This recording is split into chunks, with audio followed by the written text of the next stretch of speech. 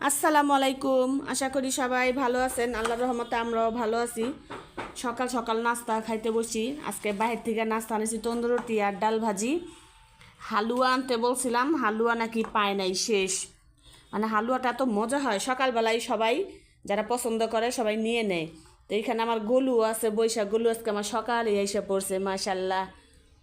মানে সকালবেলা আমার না দেখলে মানে ভালোই লাগে না, তাই না বাবা? আর জায়ানো আছে। এই আসো, খাওয়াই দে, জায়ান আসো। নাস্তা খেয়ে চা খেয়ে তারপর যাবো একটু নিচে, দেখি কি সবজি আনি। একটু গুঁড়া মাছ আনবো। এখন না শীতের একটু হয়েছে, না শীতের পড়ছে। গুঁড়া মাছ খেতে এত ভালো লাগে। আর আমার তো এমনি অনেক পছন্দ গুঁড়া মাছ।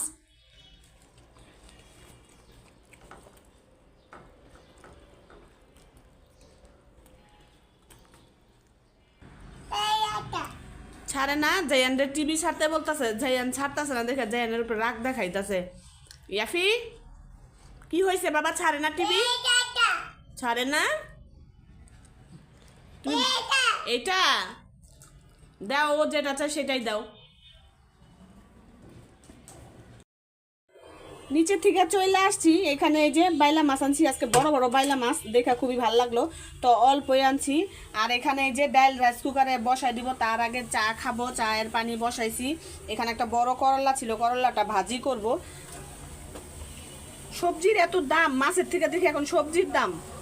একটু পেঁয়াজ কলিও আনছি, এই পেঁয়াজ কলি দিয়ে মাছটারে শুধু মাখাই দিব, টমেটো কিছু দিব না, ধনিয়া পাতা দিয়ে মাখাই দিব। গুঁড়া মাছটা কাইটা সুন্দর করে ধুয়ে নিছি। এখানে যে চচ্চড়িটা বসায়ও দিছি, আজকে কষায় রান্না করব। একটা আলু কেটে দিছি, তো ময় মশলা কষায় তারপরে মাছটারে চচ্চড়ি করব। পেঁয়াজ কলি দিয়ে আলুটা কষায় নিছি। এখন এই যে মাছগুলি দিয়ে দিব, হালকা একটু পানি দিব। বাইলা মাছ তো এমনিও নরম, জানি না আপনারা এটাকে কি মাছ বলেন, কিন্তু আমরা তো বাইলা মাছই বলি। এই মাছটা কিন্তু খাইতে খুবই মজা। হালকা একটু পানি দিয়ে দিব।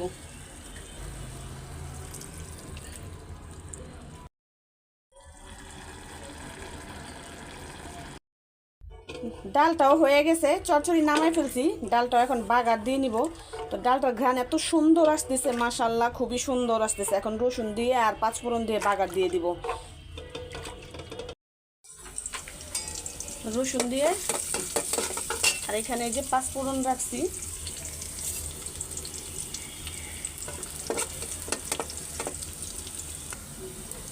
লাল হয়ে আসছে, ডালটা দিয়ে দিই। করলা ভাজিটা কাইটা ধুয়ে নিছি। এখানে নতুন পেঁয়াজ, পেঁয়াজের কলি, কাঁচামরিচ সব দিয়ে নিছি। তেল গরম হয়ে গেছে, ভাজিটাও বসাই দিব এখন।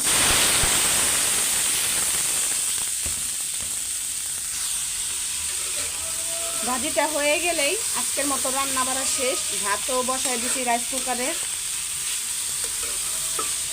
জয়নকে গোসল করাবো, গোসল করাইলেই খাওয়ায়া দেখি একটু ঘুম পাড়ানোর চেষ্টা করব। জয়নটা ঘুম এসে গেছে, ওরে গোসল করাই দিলাম, বললাম যে তুমি এখানে বসো, আমি হাত মুখ ধুয়ে আসি। আইসা দেখি ঘুমাইয়া গেছে। ভাত খাইতে বসলাম। আজকে এই যে করলা ভাজি, তারপরে মাছের চচ্চড়ি, আর এই যে ডাল পাতিলে রাখছি।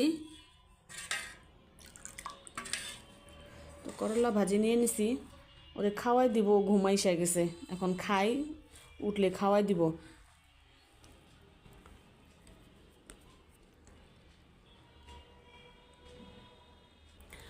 আমাদের টিভিটা কি হয়েছে, নষ্ট হয়ে গেছে।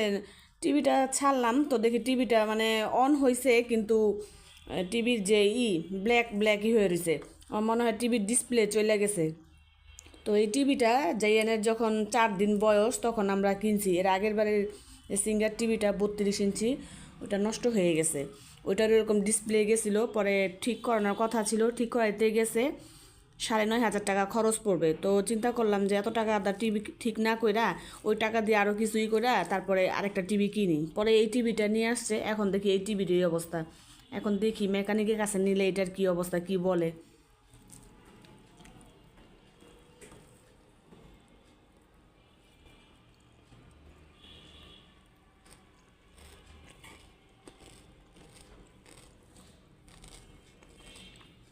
করলা ভাজিটা আজকে এত ভালো হয়েছে, একদম মিষ্টি মিষ্টি।